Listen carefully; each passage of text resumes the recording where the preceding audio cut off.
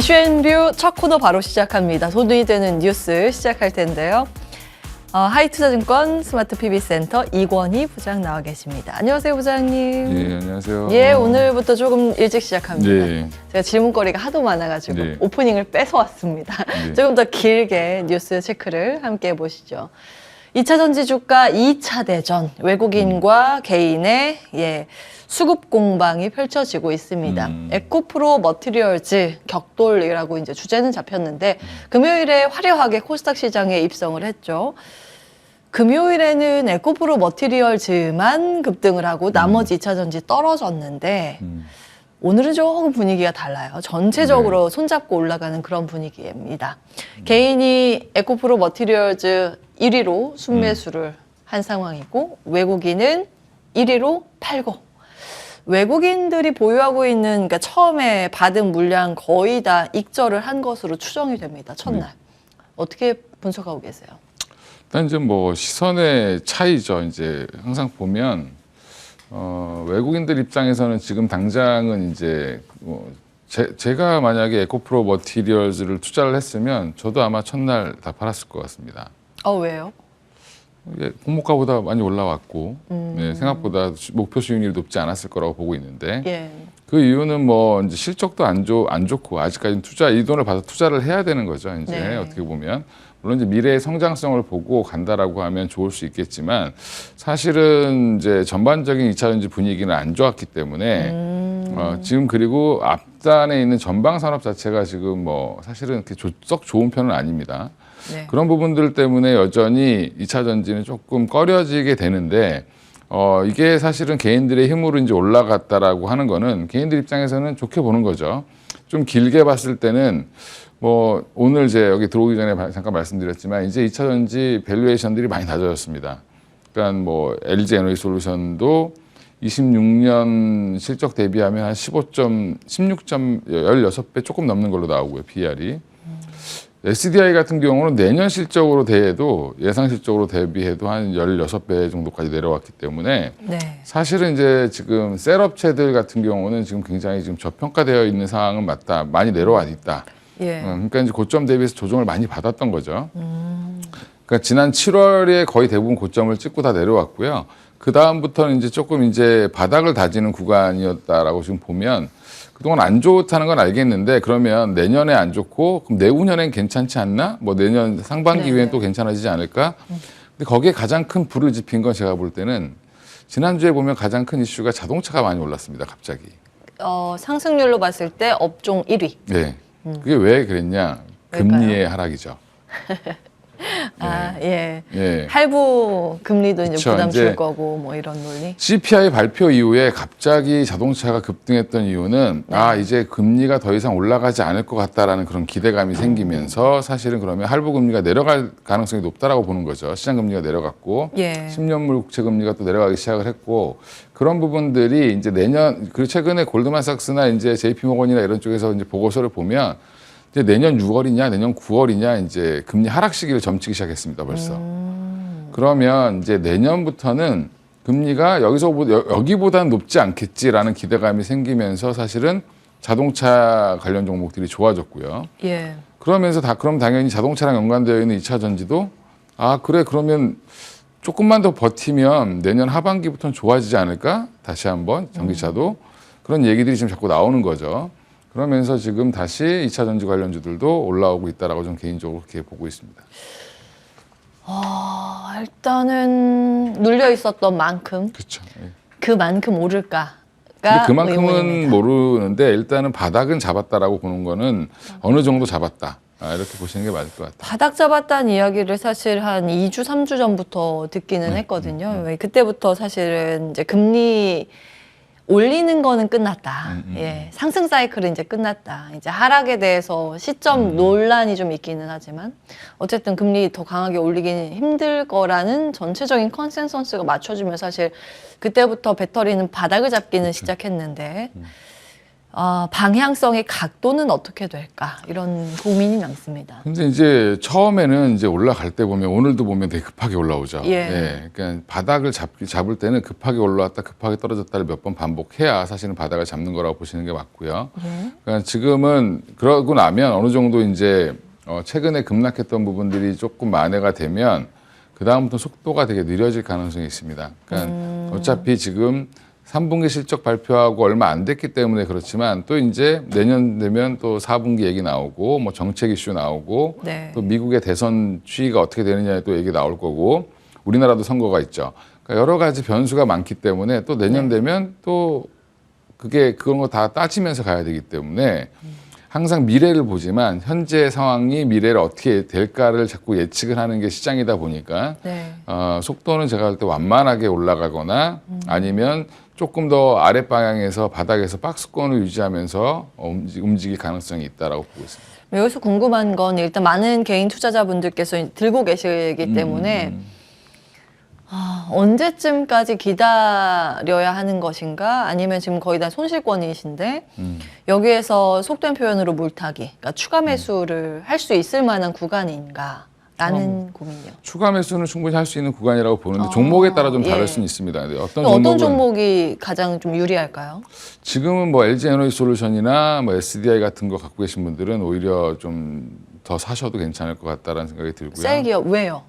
셀 업체들 입장은 중장기적으로 보면 사실은 지금 그 미국에서 받는 보조금도 이제 본격적으로 내년부터 반영이 되는데 네. 물론 그게 축소 여부가 여전히 이제 뭐 남아 있지만 축소 안 된다는 과정 하에 보면 내년부터는 아마 셀 업체들이 영업이익률은 좋아질 겁니다. 특히 이제 미국에 많이 진출했던 LG 에너지 솔루션 같은 경우는 특히 더 그럴 거고요. 예. 그 또 하나는 이제 결국에는 원자재 가격은 리튬발로 시작됐던 리튬 관련 종목들이 엄청나게 주가를 올렸었죠. 네. 근데 리튬 가격이 계속 하락하고 있습니다. 지금 현재도. 그러면 뭐 여기서도 이제 리튬 가격이 무작정 계속 하락할 거냐? 저는 이제 리튬 가격도 어느 정도 이제 뭐 바닥을 잡지 않겠나 생각을 하는데 예. 하락의 원인은 여러 가지가 있고 뭐 전방에 수요가 부족하니 여러 가지 얘기가 나오지만 광산 개발이 굉장히 많이 되고 있기 때문에 그렇습니다라고 저는 말씀을 드리고 싶고 그럼 리튬 가격이 싸지면 배터리 업체한테 안 좋은 거냐? 저는 오히려 중장기로 보면 배터리 업체들한테는 셀 업체들한테는 더 좋다. 원자재 가격이 떨어지는 거죠. 정확히 예. 얘기하면. 그럼 물론 자기들의 마진도 좀 줄 수 있겠지만 네. 가격이 떨어져야 사실은 지금 3원계는 LFP랑 이제 싸울 때도 사실은 좀 더 유리할 수 있고요. LFP를 만들 때도 가격이 싸져야지 사실은 남는 게 많겠죠. 사실 저는 그래서 원자재 가격이 하락하면 오히려 지금 소재 업체들, 양극재 업체들 이런 업체들보다는 예. 지금은 셀 업체들이 훨씬 더 유리할 수 있다라고 셀 보고 업체. 있습니다. 자, 셀 기업 중에서도 배터리의 비중이 좀 많은 종목. 네, 두 개. LG 에너지 솔루션이 가장 뭐 말씀해 탑픽이라고 보시는 게 맞고요. 그다음에 SDI는 삼성. 좀 중장기적으로 봤을 때는 아직 좀 투자를 보수적으로 했기 때문에 네. 그리고 생각보다 유럽에서 지금 잘 하고 있습니다. SDI는 주요 고객사들이 어디죠? 지금 뭐 BMW, 폭스바겐, 그다음에 뭐 리비안 뭐 이런 데들이 납품하는데 전기차 배터리 마진율도 한 8에서 10% 유지하고 있고요. 잘 팔고 있다. 그러니까 고급 차종 물량은 많지 않지만 예. 고급 차종 중심으로 해서 고급 차종. 영업을 잘 하고 있다라는 부분도 저는 예. 뭐 긍정적으로 보고 있습니다. 사실 캐파 자체로 놓고 보면 삼성 SDI가 캐파가 많지 않기 때문에 많지 이제 않죠. 풀가동만 하면 되는데 그래서 미국 나쁘지 진출도 않다. 이제 좀 예. 늦게 했기 때문에 본격 진출하는 거는 이제 25년 이후일 텐데 예. 그러면 오히려 그 시장이 그때 되면 더 안정적일 수도 있다라고 보고 있습니다. 성숙기에 예. 몇 년 후에 들어가겠죠. 네. 이제 그때를 바라보고 본다면 천천히 셀 기업은 괜찮다. 양극재 쪽은 어떻게 보세요? 지금 사실은 좀 고민인 게 그쵸. 에코프로 머티리얼즈가 화려하게 상장해서 일단 공모 받으신 분들 축하드리겠습니다. 수익 보는 거는 좋은데 에코프로 형제가가 지금 상장되어 있는 게 총 4개. 예, 4형제잖아요. 네. 수급 분산 하나 좀 걱정이 되고 네. 에코프로 그룹만 보자면 그리고 배터리 양극재 업체들 다른 뭐 LNF나 뭐 힘을 못 썼던 것들은 어느 정도까지 회복력을 보여줄 수 있을까라는 이제 고민입니다. 뭐 그게 뭉뚱그려서 얘기하기 좀 애매한 게 LNF는 예. 신규 고객사 확보했다는 이슈가 하나 나왔는데 예. 사실은 주로 이제 LG 에너지 솔루션 뭐 쪽에 납품을 많이 했던 거죠. LG가 쪽으로. 예. 그리고 이제 그 외에 이제 신규 고객사가 하나 확보가 됐다고 하면서 또 올라왔는데 사실은 여기는 조금 더 신규 고객사가 더 필요하다라고 보고 있고요. 신규 고객. LG 화학은 지금 내재화 지금 계속 양을 늘리고 있고 그러면 LNF 물량을 안 써도 될 정도까지 늘릴 수도 있습니다. 아, 그래요? 뭐 일부는 쓰겠지만 예. LG 화학이 지금 굉장히 가열차게 지금 증산을 하고 있죠. 그러니까 생산량을 늘리려고 하고 있기 때문에 예. 그럼 LG 에너지 솔루션 입장에서는 LNF 거를 많이 갖다 쓸 이유가 없을 수도 있죠. 네, 그런 부분들이 항상 내재화 이슈에 문제가 걸리는 거고 또 하나 지금 에코프로 같은 경우는 그러니까 잣대를 좀 똑같이 대셔야 되는데 에코프로는 되게 막 그 신처럼 여기시고 카카오는 뭐 되게 그 완전 악덕 기업처럼 지금 돼 있는데 사실 구조는 똑같습니다. 지주사가 자회사를 계속 상장시키는 구조는 똑같죠.